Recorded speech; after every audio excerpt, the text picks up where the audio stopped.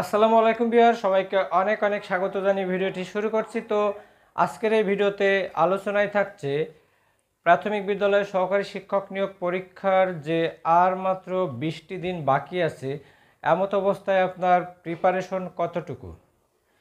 তো যারা এখনও ভাবছেন যে 1 ডিসেম্বর পরীক্ষা অনুষ্ঠিত হবে না, তাদের আমি আবারও সতর্ক করে দিচ্ছি, আসলে এমন কোনো ভাবনার অবকাশ নেই। আপনার পরীক্ষাটা কিন্তু ঠিকই 1 ডিসেম্বর অনুষ্ঠিত হয়ে যাবে।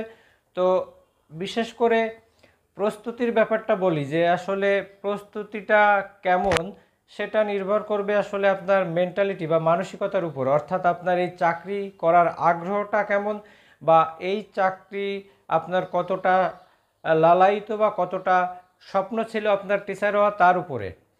তো বিশেষ করে প্রথম ধাপের পরীক্ষার্থীরা সত্যিই আমার মনে হয় একটু দুর্ভাগা হয়, কারণ তাদের হাতে সময়ও খুব কম থাকে এবং প্রশ্নের ধরনটা কি সেটাও বুঝতে পারে না। বিশেষ করে দ্বিতীয় এবং তৃতীয় ধাপের পরীক্ষার্থী যারা আছেন, তারা কিন্তু প্রথম ধাপের পরীক্ষা দেখে প্রশ্নপত্র দেখে মোটামুটি একটু সচেতন হয় এবং প্রশ্নের ধরন বুঝতে পারে। তো গতবারের পরীক্ষার প্রশ্ন যদি আমরা অ্যানালাইসিস করি, সেখানে দেখা যাচ্ছে একটা ভিন্ন আঙ্গিকে প্রশ্ন করা হয়েছিল।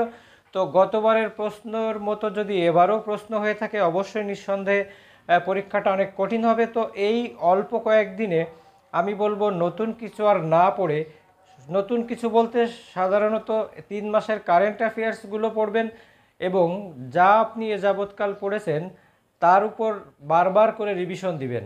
কারণ আপনি 100 পেজ পড়লেন, সেই 100 পেজ যদি আপনি রিভিশন না দেন, সেটা কিন্তু 7 দিন পরে ভুলে যাবেন। তো পড়ার প্রধান কৌশল হলো বারবার রিভিশন দিয়ে পড়তে হবে। তো আর মাত্র 20টি দিন, এই 20টি দিনে আপনি যদি সময় ঠিকমতো ভাগ করে নিতে পারেন এবং আপনি প্রতিদিন যদি 15 থেকে 16 ঘন্টা স্টাডি করতে পারেন, তো অবশ্যই আপনার এমসিকিউ পরীক্ষায় পাশ করা সম্ভব। তো আজকের মতো এ পর্যন্ত, সামনে নতুন ভিডিও নিয়ে আসবো। ভিডিওটি ভালো লাগলে অবশ্যই একটি লাইক দিবেন, আরও কিছু জানার থাকলে কমেন্ট করবেন। ধন্যবাদ।